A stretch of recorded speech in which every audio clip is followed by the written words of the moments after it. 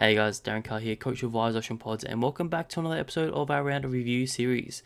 On today's episode, we will be reviewing round 7, and what a round it was. We saw a lot of chaos happen over the 5 or 6 days of footy that we saw from Wednesday all the way through to Sunday. So definitely a long week of footy that occurred, and it definitely threw up a few curveballs at a few coaches where we saw a mixture bag of people, highly owned players being named sub. We also saw a lot of risks of people being rested. So definitely was a weekend where coaches needed to stay on their toes and be vigilant. So definitely felt bad for those that, utilised that the Anzac Day was on the Thursday, probably took Friday off work, and probably even went away for the weekend and probably didn't have internet reception. Luckily for myself, I didn't go too far and was able to stay pretty vigilant and make some trades as news came to hand. But yes, it was definitely a crazy weekend. But let's see how we did in my team. So jumping over here to the AFL Fantasy website. So had a pretty good round myself, probably the best one of the year so far. So scored the 21-17. So probably about, let's just say 60 points above average. So really pleasing there. Round rank of 3,884. So that's definitely the best round rank I have had so far this season, and my overall ranking pretty much halved. I was about 4,100 last round, and now up to 2,184. So very pleased with how my team performed this week. But let's just have a quick look at what sort of led to that score. So pretty happy with the defence line overall. Obviously, Sheila keeps getting done. Whitfield was good. Nick Martin was obviously great in that Anzac Day game.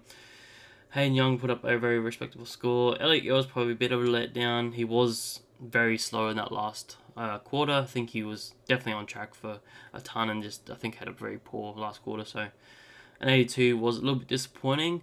Ended up taking House's 80 emergency just over Graham, just given the safety. So ended up losing a few points, which did suck there. Would have been nice if I fielded Graham over Closey in the midfield, which I could have done, but rookie roulette, what can I say? It gets the best of us. So midfield was probably a bit below par from what I would have expected. So Zach Merritt does what he does. He was really good. One thing I want to mention about him, he was on 125 for majority of the weekend, and they took 2 points off of him in the final game. I was like, what's going on there? How can you take points off of him 3 days later? But look, I don't control the game, so I felt bad for those that lost the matchups by 1 point and probably had Zach Merritt. But that's part of the game. Bontempelli again was a bit below par from what we would have expected. Didn't kick straight. He could have kicked one. Missed out. He missed a goal from like 15 minutes out. So if he had kicked that, it would have put him just over 100. So I would have been okay with that. But really missed out. Zach Butters again probably was slightly below par, given that Rosie was out for half the game, and you expected him to sort of jump up a little bit. But for the price he is, it's not too bad, I guess. Riley Bonner did pretty well in a tougher matchup against Port Adelaide, so happy with that one. Roberts just keeps getting it done as probably the best rookie that we've had so far. And then you've got the rookie roulette in Sharp. 39 was absolutely horrible. How he was on the ground for 98% of the game and only had 9 touches and just didn't look anywhere near it in this game, which was super disappointing. No idea what occurred there. Just one of those games where wingers just didn't get involved, unfortunately. So hopefully he can bounce back. Or I may even look to trade him at this point in time. Closey didn't do as well as his counterpart in Graham, but again, 59 from a rookie, you can't be too mad about.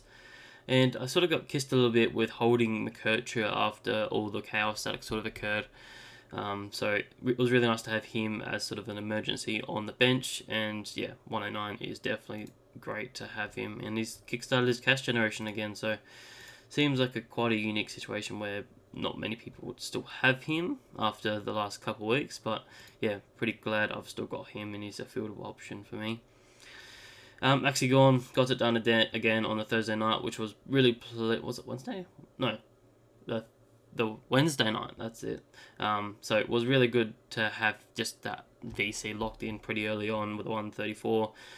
Ended up being the third highest score of the round behind Witsy and English. So yeah, you got to be pretty happy with that. But I think most people did that.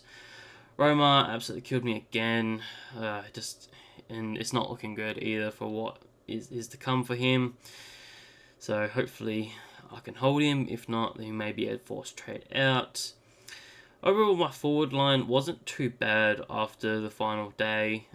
Couple 90s in there and a couple 110s, so really happy with that. It was looking pretty dire though on the sort of, I think it was early Saturday where, I had these sort of two that have only scored 34 and a 41 in the forward line. That was pretty dismal, and I've seen some pictures of other forward lines and it's not good either, so felt pretty privileged to have a decent forward line at the moment.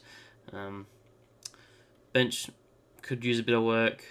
I wish I probably took Harvey Thomas as emergency over at Campbell, but that's just the way rookie roulette lies, unfortunately. Even had a Dempsey here who I ended up holding. But here was my trade for last week. Ended up trading Fisher after the news that he started a sub. I think he pretty much just had to go. Lost to 35k. It just was not, there was no world I was holding him. So felt a little bit dirty as it didn't feel like much of an upgrade in terms of, I've taken two mid prices off for a potential top line guy in McRae, so top 6 in the forward line. But there's no guarantee of that, and obviously some cash generation. So I did bank a bit of coin for this week, so I got about 270 to play around with. But where my original trades was, it was going to be Williams and McKercher, I think we're going. So glad I was able to sort of hold McKercher in the end, and worked out. But yeah, that's how we scored for the week.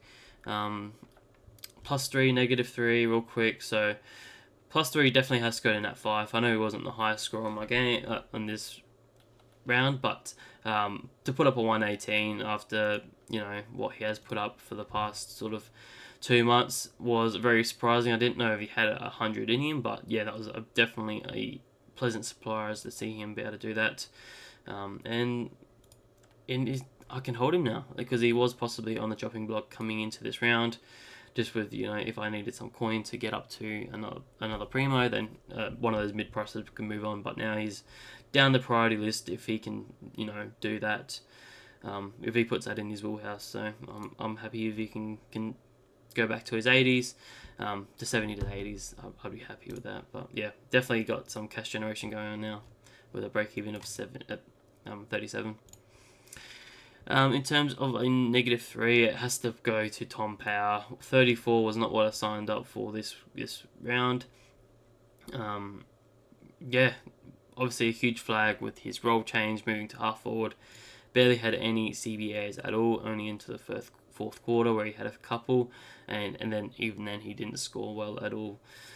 It's quite lucky that he actually kicked the goal with his first kick in the game, and I thought he was on for a big one, and yeah, didn't really move from there, unfortunately. So very tricky this week with what we do with him.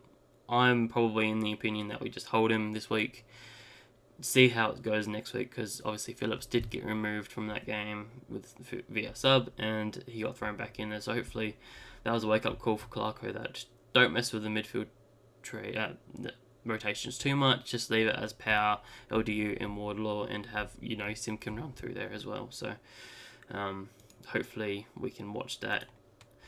But he will probably lose a bit of coin this week, so I wouldn't be angry if he jumped off, but I'm just like, who are you jumping off to? There's not a whole lot of options there. You can see I've even done a bit of research beforehand, and it's not looking great in terms of forward line options. So, but we'll get into that in the video. So that's how my team went for this week. I think the only other thing I sort of wanted to say was that I was going to do Gorn VC, and I think I was going to go into Marshall, so that sort of saved me a little bit. I could have gone into Merritt, but end of the day I was always going to take that 134. We already talked about trade review and my captains for last week, my top 5 captains. So I had one as Marshall, that wasn't great. He probably won't feature my captains for a little while until he's sort of fit and healthy.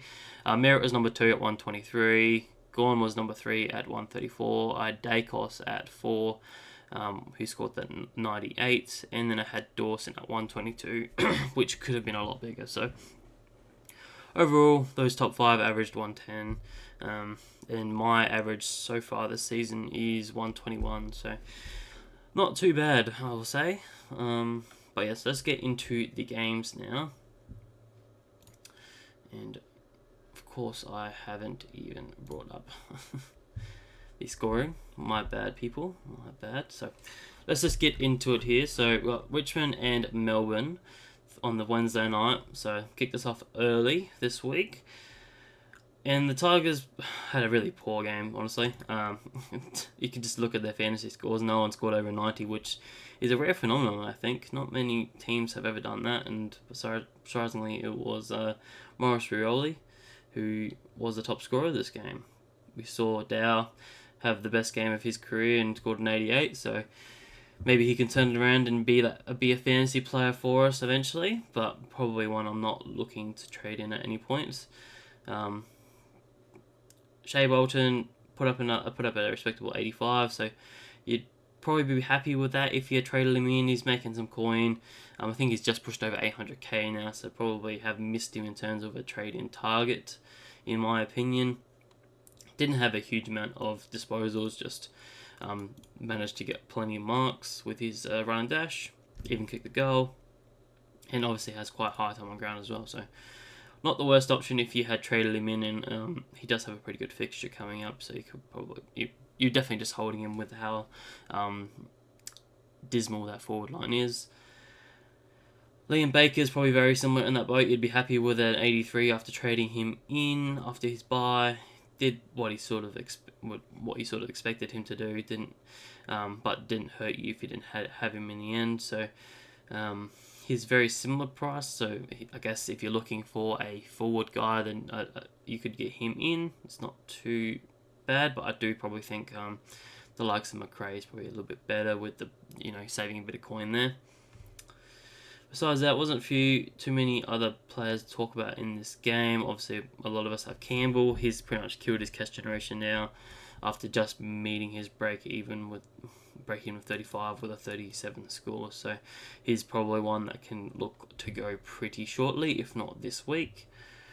Moving on to Melbourne, obviously much friendlier guys. You had Gawn absolutely kill it, 23 disposals, 10 marks, 3 tackles, 26 disposals, 26 hitouts, and even kicked the goal, 134, exactly what his owners wanted, especially with the VC on him, and he just looks like such an easy VC option at the moment. He is running at a really good rate and is, I think, the second most expensive player now behind Sheasel. And yeah, Sheasel could be the top averaging player of the year. So Gawn's definitely up there.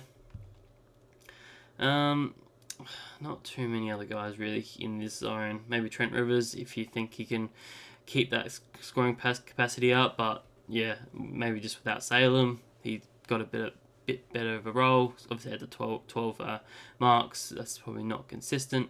They actually took a lot of marks in that back line at the moment. A lot of switching looked like it happened. Just going from wing to wing and through that back line. So Stephen May even got in there. Levy got in there. Obviously Langdon on the other wing. And Rivers as that sort of main distributor back there. Just got it done. So, but probably not one I'm looking at. I think I had plenty of defenders in a team at the moment. We had Howes, if you're still holding him, put up an 80 score, absolutely blitzed his break even of 45, so his kick started his cash generation as well, and that was really handy for those owners that had him, being able to just secure that sort of loop option and take those 80 points early on. Christian Petrarca had a very poor game to his standards, had the 23 touches, which wasn't too bad, just didn't really get it done in any other stat line with 1 mark and 2 tackles. Even kicked 1 goal, but only put up the 74, and now he's got a massive break even, so he is getting pretty cheap for us and probably is a wait for a couple more weeks, because I do think they have a pretty good run coming up. So keep an eye on him. And similarly with Clayton Oliver, again, had 22 touches, 2 marks, 3 tackles, and put up a 65. Just, it feels very odd when someone has 22 disposals and only has like a mid-60 score. So I'd say it'd just be very handball heavy, and he's definitely losing cash at some ridiculous rate we haven't seen in quite some time. I think he's dropped over 300k so far this year, and is definitely on the watch list to when he can put it all back together, and that will be a nice fun ride to watch him climb the price rises again. So definitely have him on your watch list. I probably wouldn't be jumping on him at all at this stage. His break even is still massive, and he just doesn't look like the Clayton Oliver of old. So it's definitely not worth the risk. And even if you were to jump on now, you're not getting any real benefit. You may get the big ceiling score, but then everyone's sort of got to jump on him at a very similar price. So there's no real benefit, I don't think. It's just better off to wait and see and wait for that big score to happen and then jump on with everyone else. So. And Windsor put up a decent score for owners that still held him, 67, and still beat his break even. So nice that he was able to rise in cash again.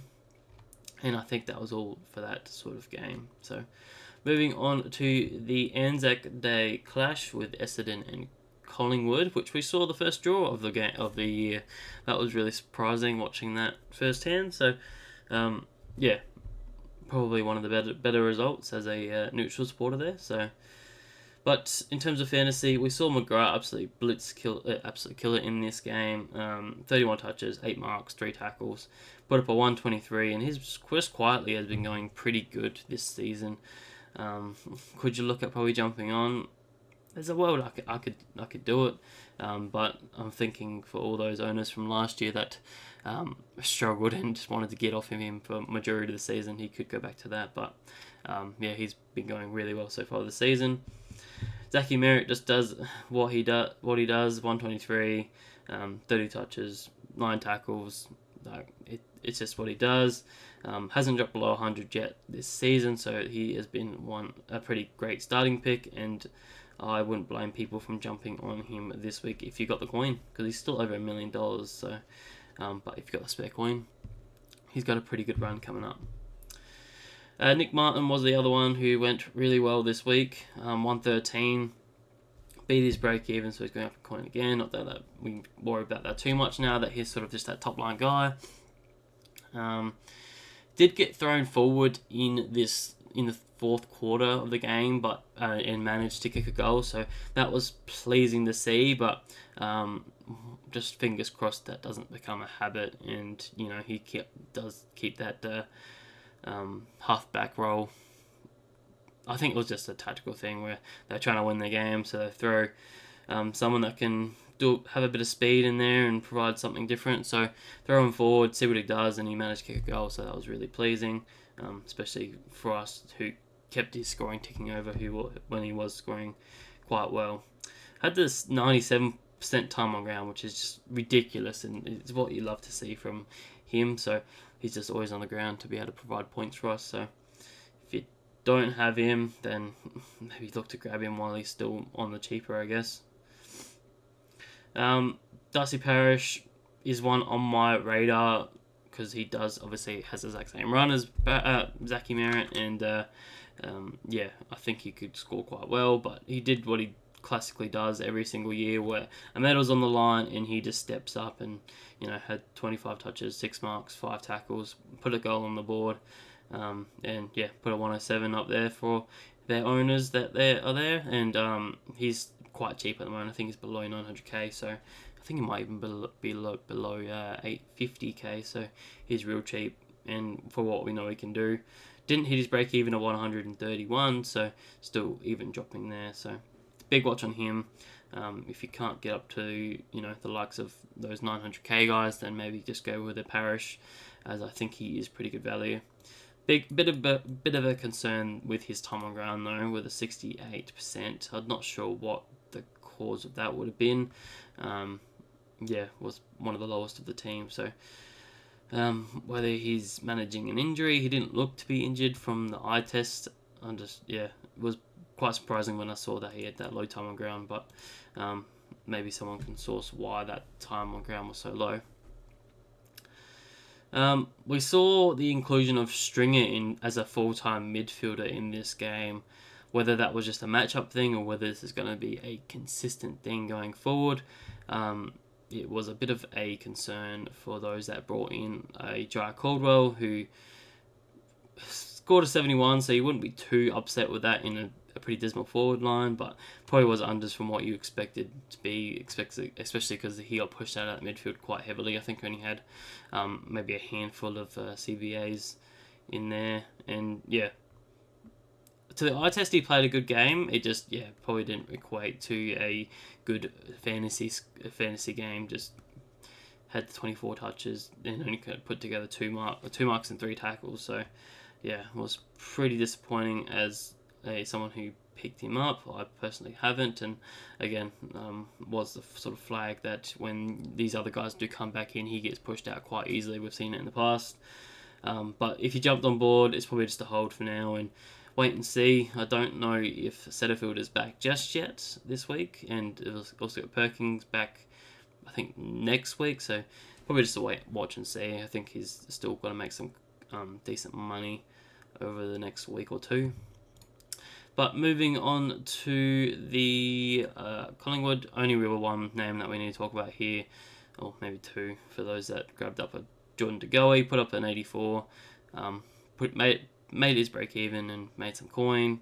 Just didn't do what you expect in an easier matchup.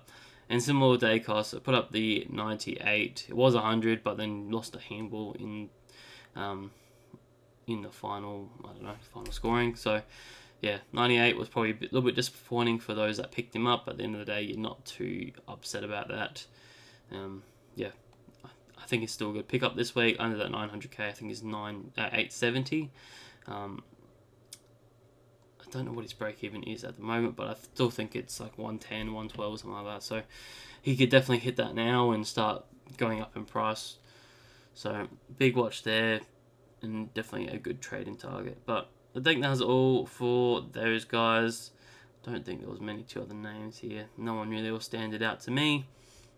So we'll just move on to the other Thursday night game, which was GWS versus Brisbane.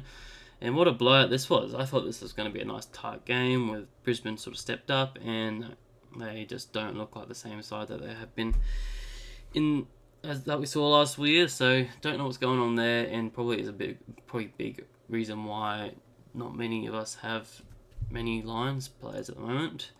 Just not scoring as well as they have in the past. So, but we'll start with Tom Green from GWS. Had the 37 touches, 5 marks, 5 tackles, kicked the goal, put up the 127. So that was really pleasing to see for his owners, and has stopped the cash bleeding with it when his break even was 151. So hopefully, with a decent run coming up, he can start putting some big scores up there for his owners and can provide a good captain option in the coming weeks too. Is probably is a really good trade-in target in my opinion. With his run up to the buys, I know he does have the round 12 buy, so you're only going to get probably 4 or 5 games out of him before he goes on his buy. But at the end of the day, as long as you're not too heavy with your round 12, then I still think he is a great option. Callahan was another surprising one. Probably not so much classic relevant in my opinion. If you want to pick up him in your draft, I think he's a good option. He's just growing as a player every year. A lot of us had him last year where he sort of struggled a little bit, maybe putting up 60s or 70s, provided some cash for us, but definitely has shown he's got a bit of a ceiling at the moment with the likes of Cornelio out, and has a bit more of that midfield role behind what's his name? Green and Kelly and those likes. So one to watch, but probably not classic relevant. Whitfield put up a 105, so you're happy as an owner. He's a solid 100 guy at the moment. He just keeps getting it done. Still main distributor.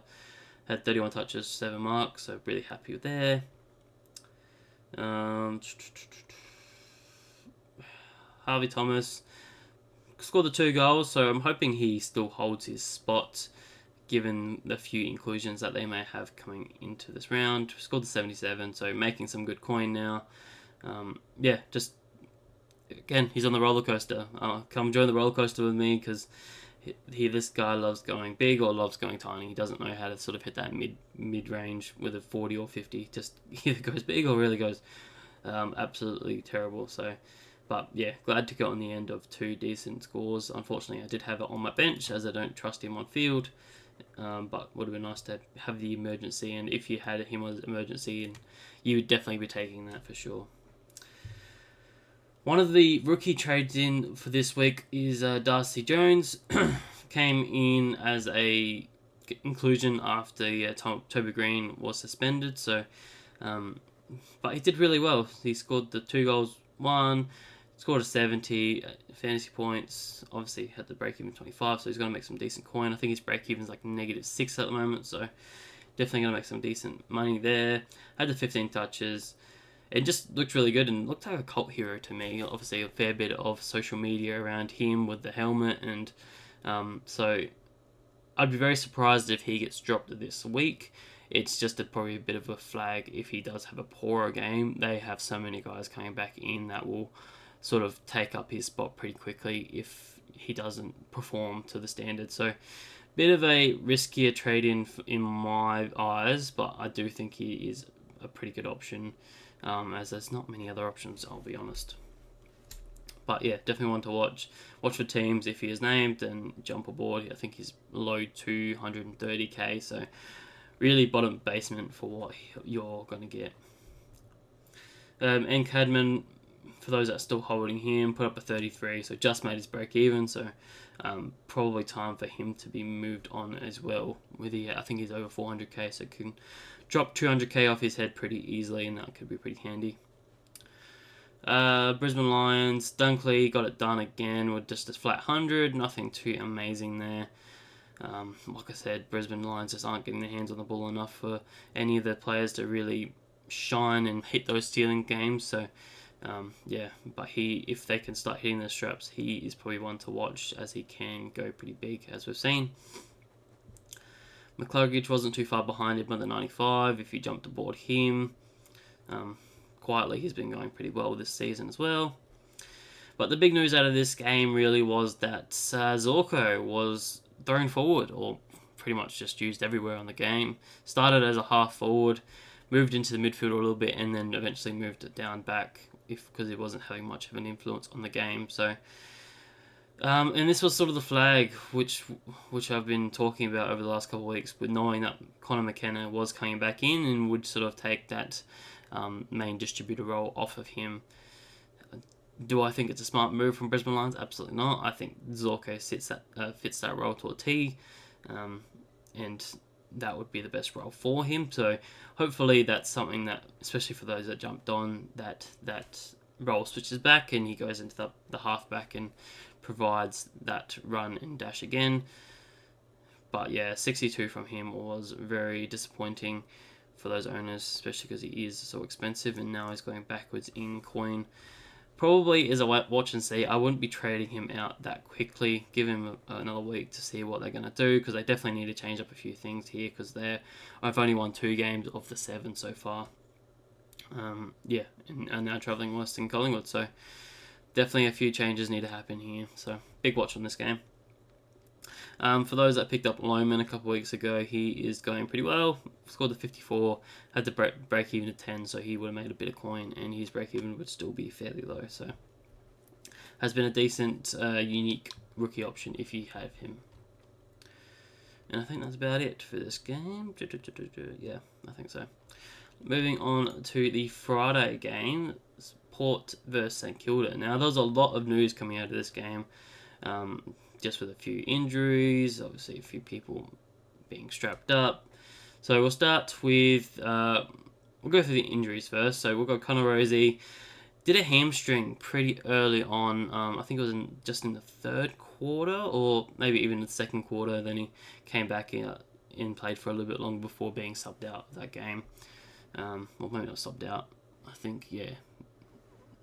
Aliyah was subbed out because he had that concussion, but yeah, Rosie set out for the rest of the game, only had the 57% time on ground, which was really disappointing for a lot of us that were looking to trade him in, personally me. I was hoping to get him in this week, given his great run, and obviously that round 13 bye, but the talk is that he probably is out for 2 weeks, is what I've heard from some really passionate Port supporters from around me. So yeah, I think it's definitely probably a trade out, unfortunately, if it is 2 weeks. We don't really see too many mild hamstrings be just 1 week, so big watch there, and obviously he's going to lose a bit of coin now, so time to jump off and pick him up when he's cheap again, when he's fit and healthy in, say, a month's time. And the other injury was in this game was that Rowan Marshall, my boy, went down with what looked like to be like a what was that, PCL or something like that, but came out and played the rest of the game, which was pretty pleasing, because this could have been a much worse score. It could have been sub 10, I think, at the time when he went down, but played it out through the game. So it was really pleasing to see that he actually played 87% time on ground, and put up a 73. I was actually not too disappointed in that, even though it's not really what I was signed up for when I paid over $1 million for him a couple weeks ago. But yeah, he was meant to be my sort of that game breaker for the year, but has probably been 100 points below what I sort of expected so far. But that's the love of fantasy, isn't it? Things don't always go as planned. So, and the last one really was Jack Steele had some heavy strapping on his knee, and we seen it last year when he just has that sort of strapping and isn't 100% fit. He just doesn't look like the same player. Didn't get any marks this game. Still got his tackles, so he still applied plenty of pressure, which was probably saving grace for his owners to put up a 72, but 15 touches, 0 marks is just classic injured Jack Steele, and is a huge concern. But more than likely he will just continue to play injured for, until the buys, and until he has a week, and then see how he goes. But it's probably a hold for me. I probably wouldn't be looking to trade him out unless there's some further news. Obviously, we don't have the injury report just out as it's Monday night. We'll get that sometime tomorrow on Tuesday. So, big watch and wait for sort of these 3 guys in Marshall, Rosie, and Steele. But I think mainly, I think Marshall will continue to play. Maybe he has some support to come back in and help him out in a Jack Hayes or even a Tom Campbell. I don't think it will be a Campbell, but definitely can see a world where Hayes comes in. But yeah, I'm hoping I can hold him and not trade him, as that would sort of be going backwards. But we'll get into some sort of trade options for him if you're looking to move him off. But we'll go on to the other really good players this game in Port Adelaide. So Ollie Wines put up a 113 after everyone sort of jumped off of him, and he's actually quietly a decent option over the next sort of 4 to 5 weeks if you can get him through to his bye in round 13. I actually don't mind it. He has 4 really good games coming up where he could put up some decent scores and make some good money. So if you're looking in that sort of price range, I wouldn't mind that. He's just been going quite well over the last couple. I think he had a pretty quiet one last week with a 60, but I think 2 of his last 3 have been over 100, so has shown a decent scoring capacity, and definitely with Rosie out, probably opens up a few more points to him. Jace Burgoyne put up another great score, 112, after we spoke a lot about him last week. So again, if you're looking to bring in a cheap defender, I'd highly recommend him, as he can be a good cash generator and put up some decent score for you. I think his break even would probably be in the single digits at the moment, and probably be just over 500k from memory. Zach Butters, we spoke about him a little bit already, had the 98, was pretty good. I was happy with him, and I know a few people traded him in, so you'd be pretty happy with that for the price you paid. But yeah, probably would have lasted for a little bit bigger in terms of this matchup. The interesting and probably the talk of the town this week is my boy Jordan Sweet. And I say my boy because I was pretty hot on him in the preseason, where majority of my preseason teams had him as my R3, but unfortunately didn't get up. So I think he's a great trade-in target this week. I think he's probably the trade in target of the week in terms of a downgrade. So if you can spare that extra 200 grand and get up to a Jordan Sweet, who's I think about 430 something, and play him mainly on the bench. I don't know if he's such a fieldable option. If this was probably a bit of a higher than expected, given that Marshall was a bit injured, but if he can put up 80s to 90s majority of the week, that is a fairly decent fieldable score, especially if you're looking to go down from a Grundy or even a Marshall. If you look down to downgrade him, I think he can provide some decent scores for you over the next sort of 5 to 6 weeks, which I believe is what has been said Soldo is out for. I haven't actually, don't have the injury report just yet, but I've either heard it's 3 or 4 weeks or it's 5 to 6 weeks. So definitely waiting on the news there. I'd love it to be a bit more. 5 to 6 weeks would push us through to the buys, which would be absolutely amazing, and would provide some cover, especially for me where I'm looking to sort of bring him in as an R3. But yeah, we'll have to wait and see on that one. But I do think he is a really good option and probably can make 200k over the next sort of a month of footy. So I do like his options there. And obviously he's going to be solo ruck for that majority of time, and his job security is obviously amazing. But not everyone's going to have that 200k available to grab him. So play around with the team. If you're going to look to downgrade, one of your main rucks, then he definitely is a pretty good option. We spoke about Rosie. It's just an instant trade out, unfortunately. And no one else really to talk about there, unfortunately. Not fantasy relevant. Moving on to the Saints. Quite a few here. So Sinclair had probably the best game of his season so far with the 188. So looked really good. He's playing a very different role than what we've seen from him in the past. Kicked a goal in that, so still probably not quite on my radar yet. Still dropping in coins, so still just wait and see. We know what he can do though, and what he has been done in the past. Wangan and Malira put up a respectable 96 for owners. You'd be pretty happy with that as sort of your, I think, D84 or something like that. So no concerns there, and wouldn't be looking to trade him out at any point.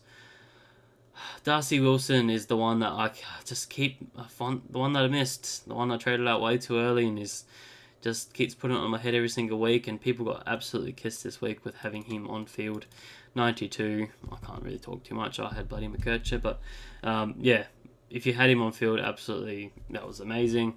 I know a few people were deciding between Wilson or Garcia on field, and I think most people went the wrong decision with Garcia over him. So that cost you a good 50 points, unfortunately, but that's just the luck of rookie roulette. No one ever gets it perfect, and if you can, then please let everyone else know, because it's something that gets us every single year.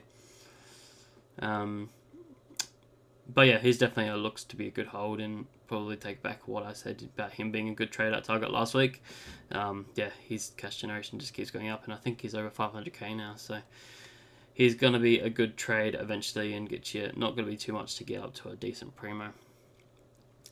Riley Bonner scored a 80, so still going up in cash a little bit. I think his break-even is probably going to be about his average now, so probably not going to be much more cash he's going to make, but I think he's got pretty good matches over the next 2 weeks, so I'm personally looking at holding him for that, as I just look to get off a few of those other maxed out rookies, as in a Dempsey or a Sharp or a Campbell. There's a fair few of those sort of guys. Even Cadman, Windsor. There's plenty of those rookies at the moment that we should look to get off first before making these sort of luxury trades.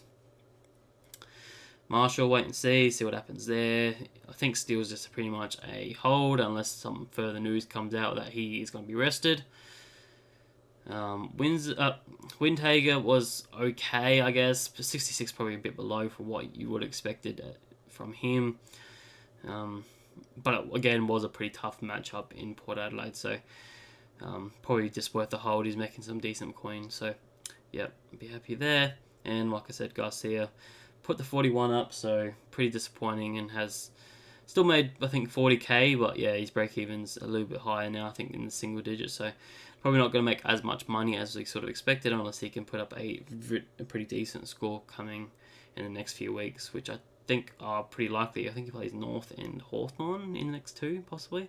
Something like that. So, I think he can be quite good as long as he still stays within the side, which I can't imagine why they would drop him when they have the likes of, Hassie and others that probably haven't done what they needed to, and the likes of Higgins got 3 weeks. So, I think his spot is pretty secure at the moment. But we'll move on to the 5th game, which was Adelaide v North. I got to watch this game at a pub, so that was really nice to do with a few Crow supporters. So that was really nice, and very up and down this game, where we had the likes of Sheasel and Dawson who absolutely killed it. McKercher was there as well, and then you had the likes of Phillips that were way down here. So Sheasel got it done again, 12 marks, and there was no worry about his role changing much at all.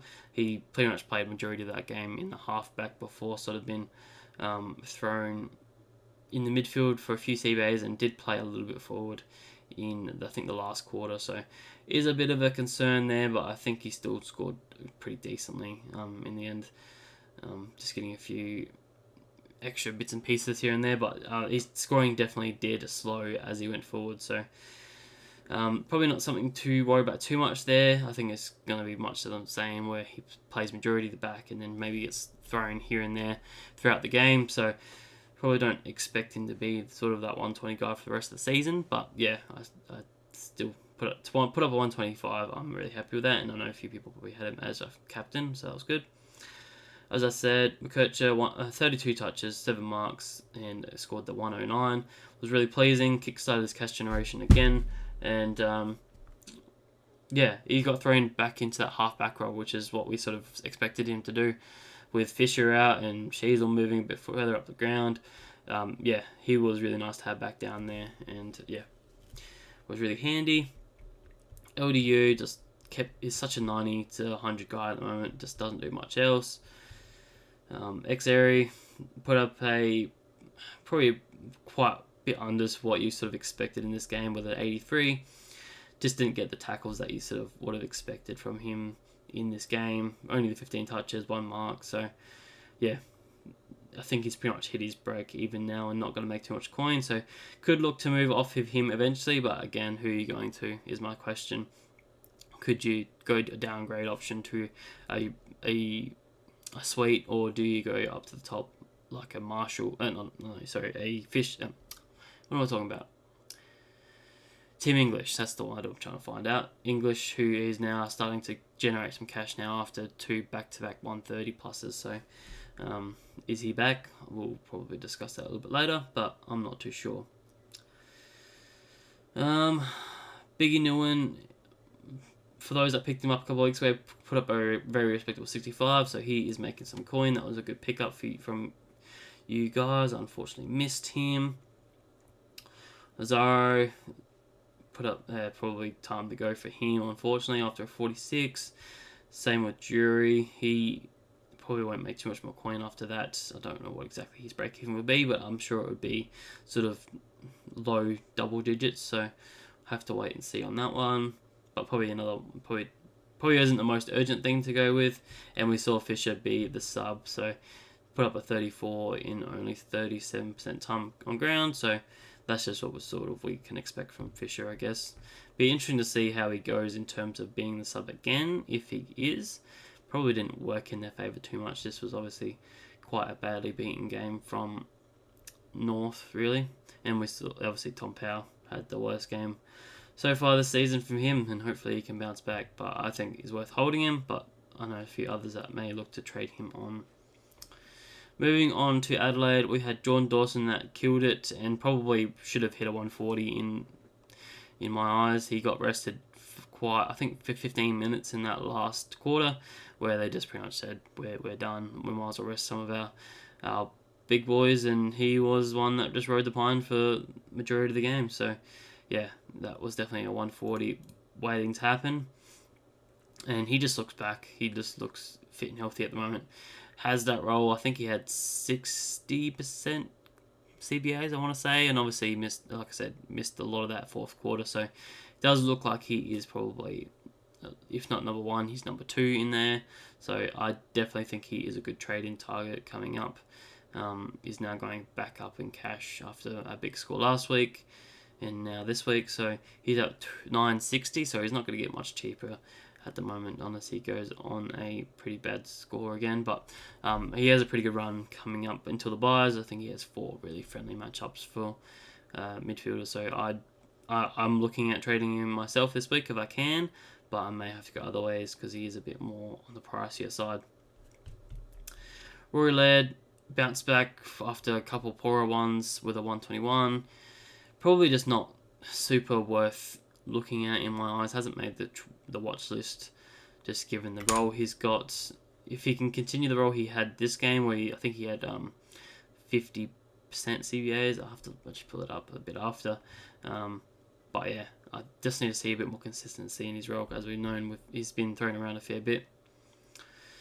Soligo, you'd be happy as an owner. He put up a 97 in what probably was to the eye test. He didn't sort of feel like it was a great game for him. He just kind of got plenty of the other stats with 5 marks, 6 tackles. So, but yeah, he's going to make some really good coin for you, and he's definitely a hold for a little while longer, and hopefully it gets you through to his buy. I think that's been a pretty good trade-in target. I think he's probably about 680 if you're looking for. If you're looking around that price again, I think most of us have a bit of coin. So, but yeah, definitely one I'd recommend if you're shopping in that sort of market. Isaac Rankin put up a 94 after kicking 4 goals. Probably one I probably could take off the watch list just because I personally just wouldn't be messing around in that market, given that he did kick 4 goals and didn't even put up a ton. So, yeah, not super on my radar. Just, yeah, I think given how terrible the forward line is, I'm just looking for any name that sort of can have a bit of improvement there. And Matt Crouch probably was a little bit disappointing. Put up the 82 after what coaches maybe have held him over his suspension. He's now going backwards in cash and probably undoing a lot of that work that he did early on. So probably, again, it's a hold given their good run, and you're trying to upgrade your team around, trying to get rookies off the field. So I'd probably just hold him, in my opinion. But we'll move on to the Saturday game in Geelong versus Carlton. Probably the game of the round, with both scoring over 100. And there's plenty of fantasy relevant people in this game, I think. So Grant Myers has made the watch list for me, which obviously, given that how dismal the forward line is, we are just looking for any name that is going pretty well in there at the moment, and he has been a super consistent sort of 80 to 90 guy at the moment, and yeah, just being utilised so well in that Geelong side. One thing I like about him as well is that it's very unlikely he's going to be rested out of, because he is quite young. Of those guys, he's very low priority down that list. He can kick a few bags. Definitely more of a super coach player because he does pass off a lot of his goals. So that can be a bit frustrating when he could have a shot at goal but then passes it off. But yeah, he's been utilised quite well in this team. Gets quite a few tackles because he is quite a pressure forward. I don't think he had any CBAs. I don't think he's a midfielder. I think he's just a high half forward sort of player. But yeah, definitely one to watch for me. Personally, I'm not shopping for a forward at the moment. But if you're looking for a forward and you already have the likes of McRae, then maybe go with a Graham, a Myers with a bit of consistency. And I think his price isn't too bad. I think it's sort of mid 700s. So yeah, I think he could be one just to hold. And the good thing with that is that Geelong are going really well and he's going to kick some goals. So I think he could be quite good. We saw the return of Cam Guthrie. Obviously, he was quite a big name in the preseason with being quite cheap after he's had a few injury concerns. Has made the return, the watch list, just gone based off that. Scored the 104. Didn't have as many CBAs as what I sort of expected he would have. So I might as well just put it up now. Give me a couple of seconds. I'll bring it up for you guys. Let's have a quick look. So, yeah, he's had 11% CBA, so not the role that we sort of would have expected from him, and this is just messy from these guys, isn't it? I just don't know who to really trust from this team in terms of their role. Just everyone's all over the place. You see team players get lots and then none. Maybe these two at most. Parfit's surprisingly been in there, but doesn't really have fantasy pedigree. And Bruin, very similar. Obviously, Dangerfield's injured again now, so maybe that opens the door for Clark again. Yeah, but yeah, definitely one to watch in my view. Oh, not on. Still put up the 27 disposal, 7 marks. I think he was playing that sort of Stewart role back there, so it'll be interesting to see what happens when Stewart returns. So it's probably another watch for me this week in my eyes. Probably could have put Cameron on the watch list in terms of forwards as well, because I do think on his day he can have a big bag and can kick goals, but had the 5 goals this week and only put up the 1-1. So yeah, bit of a concern. He does like to get up the ground a little bit more than the likes of Rankin, but yeah, he can be utilised that way as well. But yeah, Holmes, if you had still had him, he is going pretty well, and it's just a hold. He's going pretty well. What else can we talk about here? Just go to Dempsey. Well, it was very disappointing after he started really well with a 32-point first quarter. Only managed to get to the 50. So I think it's just time to move him on. Didn't hit his break even. Now going backwards in coin. Has 550 on his head. So it's not too much of a stretch to get him up to one of those top line guys with probably Sharp on the other side of that thing. So I think he's perfectly one to move on. But moving on to Carlton, we've got Cripps, who has just quietly been going really well. Looks to be back in sort of his, Brownlow form that we saw a couple of years ago, where he averaged over a 110. And I think what I've identified is that he's not doing those, he's not being that second ruck option, which we've seen him do in the past couple of years. Now that they're running the 2 ruckmen, he's now being able to be that midfielder and get those disposals and get those kicks and really bumps up his scoring. So he's probably one that I would look to trade in if you're sort of shopping in that market, like I said. I think he's about 840 or something like that. I could be wrong. I actually haven't done too much research into him, but I think he's around that mark. And if he can go at 110, then yeah, I think that's a really good option. He just looks to be back and fit and healthy. So, and while Carlton are going well, he's obviously going to go well. And has his partner in crime and Sam Walsh back, so that's nice. Harry Mackay has made my watch list again, looking for those forward line options. He has been, I think he's the 4th highest averaging forward at the moment, so which is ridiculous considering he is a key forward and hasn't really kicked much of a bag. So that's probably why he's probably my pick of the forward guys at the moment, even though he's probably a bit more pricey. He just seems to be getting it done every single week. Takes plenty of marks. Umpires love him, so he gets plenty of free kicks. Does tackle a fair bit, and obviously gets plenty of disposals. And if he does get it on the end of them in one day, he could probably put up a 140 even. So definitely don't think that's outside of his wheelhouse and big watch. I'd be amazed if we end up with Mackay in our team, but I have seen a few teams float around with him. So that's been a good pickup for those that have started with him. Kennedy is probably one that could have made the watch list as well. I know a few people are looking at him this week after he's gone, I think, 3 really good scores, like 90 to 100. So, but I'm probably in the camp that I would not look to trade him in at all, just given that Chera is due back. So any sort of CBAs that he has, if he had any, I don't think he actually had many. Let's have a quick look. Where are you? Oh, he had plenty. So any sort of CBAs that he sort of had, I'd say that he would be instantly dropped out of that, and then his scoring will plummet as well. So I know he's a forward option, but yeah, he's just a fix-it for them, and I generally, with those sort of guys, I just avoid, similar with Baker. Just their role was never consistent, and it can be changed on their head at any point. So I'm personally avoiding. Sam Walsh, for those that traded him in, had the 31 touches and seven tackles. So very similar again this week, just no marks. And put up a 102. I just feel like that's sort of him at the moment. Until he can add some sort of marks to his game, I think his ceiling is very much limited.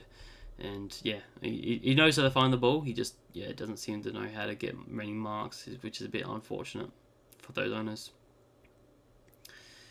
And we saw Zach Williams return from injury, put up the 60, so you wouldn't be too mad about that in terms of if you held him. I personally moved him on last week, just given that there was obviously a huge sub-risk with him, obviously with that knock last week. Had a pretty good time on ground, which is surprising. Didn't hit his break even, so he is going backwards in coin now, but wasn't too much to hurt him too badly. So if you want to look to move him on, then that I'd probably recommend it. But yeah, we'll move on to the next game, I think. This one's going to be a bit of a longer video. Freo vs Western Bulldogs. So we saw the return of Brownlow Fife, 37 touches, 3 marks, 4 tackles, 1 goal, 1. Hit a 118. So that was really pleasing as an owner. Obviously holding him for the all season. It was super pleasing to see him be able to do that. And there's going to make some coin from here now on. Now, a few people have asked me if I would look to trade in Fife, and I'd personally not. That's just point chasing in my eyes. There's every chance that he goes back to scoring 60s and 70s like next week. Yes, he had a great game, and yes, he looks fit and healthy at the moment, but do we expect this going to happen all the time? Absolutely not. At the end of the day, he is 32. He has had lots of injury worries. He's been rested twice so far this season, so there is obviously huge concerns with bringing in a Nat Fife, so I'd personally just stay away at this point in time. And he's 600k, 630 or something like that. So yeah, I don't think it's worth paying that much at the moment. Sarong did really well at 107, so probably a bit unders from what you sort of expected, but had 37 touches as well, 2 marks, 4 tackles. I think he's a really good trade-in target. Obviously has the round of 13 bye, so I'm hoping to get him in prior to that round. So big watch there. He's still dropping in coin, so hopefully we can pick him up in a couple weeks' time when he is around that 900k mark.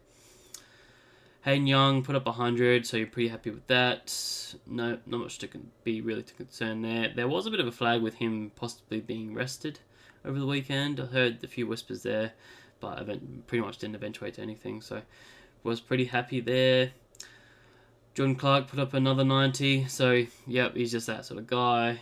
Just can't seem to crack the ton, but he's just a non-issue for owners. But then he's probably just not one to bring in if you don't have him, unfortunately. So, yeah, just a bit of a no man's land at the moment. Luke Ryan has put back-to-back sort of pretty bad scores, which is unfortunate for owners that have him. But I think it's still a hold. I think he'll put up some pretty big scores until the bye. And obviously having that bye is really handy. Similar Brayshaw, put up that 97. I know, listening to Cow, he went backwards in that last quarter, so he was on for a big one and then just didn't touch it in that last quarter. Or he did, but he also gave away 2 free kicks, so really frustrating for owners there. And yeah, it just doesn't look like the Brayshaw of old, unfortunately, even though he does have the role where he's still getting plenty of CBAs. Let's have a quick look at that. Yeah, still 77, so still number 2 guy in there. You'd be pretty pleased that the role is there, just not unfortunately getting the scoring as well. Luke Jackson, like I said last week, has to go. Owners are probably pretty happy that he didn't drop a stinker. Kicked 2 goals, 2 in that to get a 61. So, but I think he's dropped over 50k this week. So he's one that I think is a priority move off. He's not going to be top 6 in his line, and it's probably not worth holding at all, unless you've got some bigger priorities that are like forced trades out, but I think he's pretty close to that as well. Jeremy Sharp, we spoke about him, just wasn't the day for wingers, didn't get any distribution marks, all went through the corridor, unfortunately. And we saw the Cooper Simpson be in his first game, was the sub, unfortunately, which is just heartbreaking for those sort of guys, but had 58 on ground, only put up the 28 points, so is a little bit above basement price now, but probably one we can wait another week on if he is given a full game. Western Bulldogs, we saw the return of English again. He put up another big one, 140, and Dale put up another big score as well with 134. A few people have been asking me about Dale in terms of trade-in targets, and I originally thought it wasn't too bad because he is that main distributor back there and has definitely shown a pretty big ceiling over the last couple of weeks with the 160 and 134. But I think the main reason he is scoring so well is that Richard had been moved out of that back line and as obviously playing that heavily midfield role at the moment with Liberatore out. So with the return of Liberatore this week, you'd expect Richards to be flying back a bit again, and then Dale's sort of scoring ceiling will drop as well. So maybe one that I probably wouldn't risk, unfortunately, just with that flag. But look, he's going to make some pretty good coin if he can, at least put up some 90s to 100s, even with Richard back there. Bontempelli, 96, probably a little bit disappointing for what we sort of expected, is dropping coin quite rapidly. I think he's nearly at 900k now, so that's really disappointing as an owner. But yeah, I'm looking just to hold him. He surprisingly was still the third highest scoring player in that team, even though to the eye he didn't look great. McRae put up a respectable 90. Didn't have a huge amount of disposals, which we used to normally seeing him, but did it in other ways with 7 marks and 6 tackles, so that was pleasing to see. I'm pretty happy with his role, just playing as sort of that half forward that comes into the stoppages, and then he's able to help in the stoppages and get the ball out when needed. 74% time on ground was a little bit lower than what was sort of expected, but not terrible. Moving to the list here, Gallagher put up a horrible 32. He's going backwards in now, so he's probably one, if you had him, that could go as well. Just jumping back on McRae, I think he's still a pretty good trading target. I know a lot of people were watching and waiting last week to wait and see how he went. I still think he'll probably be one of the main trading targets this week, for sure. Just I don't think his role changes with Liberatore in. That's what I'm going to say, really. 2 more games to get through. So we've got GWS versus West Coast. GWS got the Chockies over that one. We saw the Wits absolutely dominating the Ruck, score of 135 with the second highest score of the game. No, for the round, sorry. We saw Rao absolutely kill it again with a 122, 13 tackles, just no marks, 22 touches. Had 7 free kicks, 4 and 3 against. So it's just, umpires getting involved a lot in this game. So that helped him out a lot. But he made his break even, so if you are a Matt Rao owner, I think he's worth holding on to with the run that we know that Gold Coast have. Flanders put up a respectable 112. I'm really happy with him. Trading him in a couple of weeks ago. He's clear sort of F1 for me at the moment. His role is just so elite, but don't get too comfortable with the reactions that Hardwick gave this week, just given the few decisions that those backline guys made. I definitely can see in the future that he could throw these guys, throw the magnets around again for sure. Noah Anderson put up a respectable 111 for those that jumped on him a couple weeks ago. Obviously, he's been going pretty good over the last few weeks. Obviously, last week was pretty disappointing where he copped a bit of attention, but he said he did a bit of training over the week to really combat that, because that's sort of what is going to be expected over the next part of his career. He's going to cop a lot of attention, so he needs that sort of training, and that's probably a positive for owners that have him, so he can navigate those tags. Took Miller scored a 109 and is a good trading target in my opinion. I'm looking at bringing him in pretty shortly as well. Maybe not this week, but maybe even next, if not the week after. I just like the look of him. He looks fit and healthy. Definitely, obviously in that main midfield group, obviously. So I think he can go well. Obviously, these guys have a good run. He's a tackling machine in there with 10 tackles. Gets the ball, probably just needs to get a few more marks on the inside, which is probably one thing that this team really lacks in terms of their midfield group. They're just not getting enough marks in there, like Rouse on 0, Anderson's on 2, and Took's on 1. So they just need to get the ball through their midfield a bit more often to be a really good team. So hopefully that's something that, we've seen in the past. Took can do that and spread with his running power. So I think he could have some pretty good ceiling scores over the next sort of month and a half sort of thing. Will Graham put up a really, really good 83 for those that fielded him. 11 tackles, 12 touches, 1 mark, even kicked a goal in there. So that was really pleasing, obviously making a huge amount of cash for us, which is positive. And Closey, very similar, 59, negative 15 break even, so he's making some good coin. Just didn't see as much of the ball on the outside there, unfortunately, for those that fielded him like myself. Moving on to West Coast, it really just need to talk about Elliot Yeo. No Reed this week, being rested. Yeo put up a 82, as I said off the top. I think it was a little bit unders for what we sort of expected him. Kicked the 1 goal, had 19 touches, 0 marks again, had 8 tackles. So definitely tried his heart out. Not too concerned with him at all. There is possibly a concern with him being rested this week. I don't think it will happen. I think it's just a lot of media hype and trying to pull out a story. But yeah, I think he'll be fine. And Reed should be back this week for sure. To be back on our fields, hopefully. Moving into the final game, Hawthorn v Sydney Swans.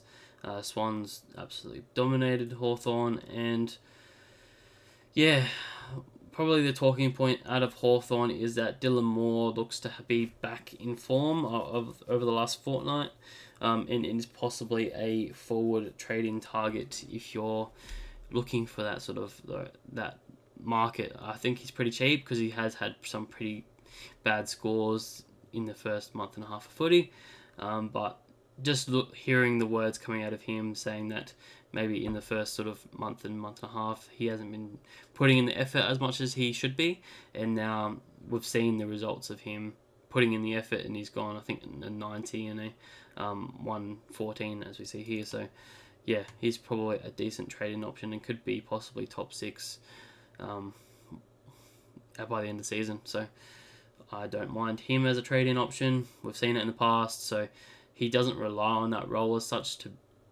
have the points. He's just really good on the outside and takes plenty of marks and can kick a few goals in there too. Newcomb put up an 89, so it wasn't too bad for those that are still holding him. Not that I reckon too many would be. If you have him, probably just a hold now that his price is probably going in the right direction. And for those that don't own him, I don't think he's worth a trade-in at this point. Just Hawthorn look terrible still. Until they can really flick that around and he can become a bit more of a dominant midfielder, it's just a wait and see. And Carl Amon, if you still have him, it's probably time to move him on. Unfortunately, he's very up and down. 73 is what below par for what you expect. He's going backwards in price now, so yeah. But again, we've got so many midfield rookies that could go before him. So if I don't know what his run's like. I haven't really looked at Hawthorn's run too much, but yeah, if it's a good run, hold him. If not, maybe look to trade him on if you can. And finally, Sydney Swans. A couple guys here we need to talk about. So Errol Gordon scored a 120. Really, really happy with him. If you traded him in, I know Bales did, so I know he would be pretty happy with that. 25 touches, 12 marks, and 2 tackles. So looks like they were giving it to him quite regularly, which was a positive to see on that outside. 12 marks is not something you're going to see all the time, but we know how hard he works. So yeah. I didn't actually watch too much of this game, but I'd say he slowed down a fair bit in this game because I know he was pretty high up there at half time. But yeah, more than likely he just sort of got rested with how far in front Sydney Swans were. So, but he's a pretty good trade-in target, I think, this week. Has a pretty good decent run, pretty good price, so he's going to go up in value now. So buy him while he's cheap. Just got to make that decision of what sort of primos you'd go with. And if he fits your buy structure, obviously he's got around 12 buy, like a lot of the other teams have. Sydney Swans are quite heavy at the moment. Obviously, we've got Heaney, we've got Roberts in there. If you have a Grundy, here's another one as well. So yeah, you don't want to load up too much in that line. So that could be maybe a factor why you wouldn't trade him in. But speaking of Heaney, he put up a 90, kicking the 3 goals. I don't think his role was too changed up. I think he did have a bit of rest, just given what had happened. 81 CBA, so no concerns there at all. Kicked 3 goals and just probably didn't work as hard as he needed to. Can't really tackle someone that doesn't have the ball. So as I like to say, so put up a 90. So you're pretty happy as an owner, and you're probably pretty happy as a non-owner as well. Not hurting you too bad there. Roberts put up an 82, so really happy with him. Just keeps ticking along as the best rookie we've seen so far this season. Hopefully he can just keep that going through to the buys before we can trade him out.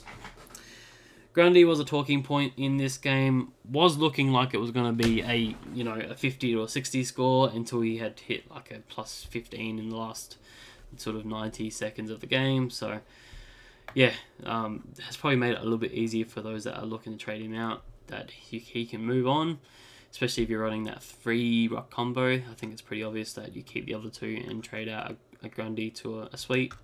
It's pretty straightforward in my eyes. So that's worked out pretty well in those favours that have gone that way. That's been a pretty solid option if you did start that way. And the only one I want to talk about here was Taylor Adams, who saw an uptick in his time on ground again, but again, didn't probably have too much of an influence here with, Hawthorn didn't really have much of the ball, so he didn't really get involved in the tackles. Again, probably didn't have too many CBAs here. Let's have a look. Taylor Adams, so yeah, 27. So not really seeing the CBA usage just yet. Have to wait a bit longer for those, but we are expecting Parker to come back in as well. So big watch on him. Probably can wait and see. He's going backwards in his price as well, so he's getting even cheaper for us now. So big watch on him. I do like him, and I do think he can still be a top 6 forward. So if you did go early on him, it's probably just a hold, and I think he would come good. Probably not worth trading him in just yet. But I think that will sort of do it in terms of the game reviews. Hopefully that gives you some idea of who was good and who is worth a look this week. But we'll move on to what my trade targets are this week. So what my expected trades will be. So obviously plenty to play out for this round so far, but ideally if not all the carnage just goes away and I can just do what I want and trade out these rookies, I want to go Sharp and Dempsey, and I want to go Tom Green, and I want to go Sweet. I think that leaves me with 2k. It provides me with a better option, obviously a big upgrade in Tom Green into the forward line over a Sharp, midfield line, sorry, and then has Sweet on the utility spot. I'll just confirm that to make it a little bit easier to see. Tom Green obviously slides into M2, everyone slides down, so only running the 3 rookies in the midfield line in Roberts, McKercher and Closey, and then I've got 2 other rookies in Graham and Harley Reid on the field as well. So 5 rookies is probably a bit more than others, but I do think my team is pretty good in terms of not having too many mid-prices. Obviously, Royal Marshall is a big liability at the moment, so he may have to go, but we'll wait and see on that one. If he is to go, then obviously I may look to either just downgrade him to a Sweet and run Sweet for the next 5 to 6 weeks, or I may even just go sort of a straight swap to an English who is just below his coin and is making some decent money now. I think his run is a little bit harder though, so maybe I'll look to downgrade him as a preference, but we'll see. Plenty to play out this week, so yeah, keep your ear to the ground, keep your eyes out for those injury reports. We're back to a normal week this week with a Thursday night game, which is the showdown, so do have to make a bit of a decision around Sweet pretty early on, which is a bit scary, locking that out and not knowing the full teams for the Sunday. But looking at the Sunday games, I don't think there's too much in terms of relevant people there, unfortunately. So, yeah. But yeah, I think I'll leave it there. Hopefully you've enjoyed. Please drop any comments, any questions you have in the comment section. I'm looking to probably include a what's it called, a Q&A, I guess, in my preview series. So I'll probably answer a few questions on that video for you guys. So yeah, if I don't return any comments, if I don't reply to your comment, maybe that's why I'll respond in the video. So watch out for that one. But yeah, hopefully this guy's giving you an idea on who went well over the weekend, especially for those that haven't been able to watch footy with being away and stuff like that. So yeah, I'll leave you to it. Have a good weekend and happy trading. Bye.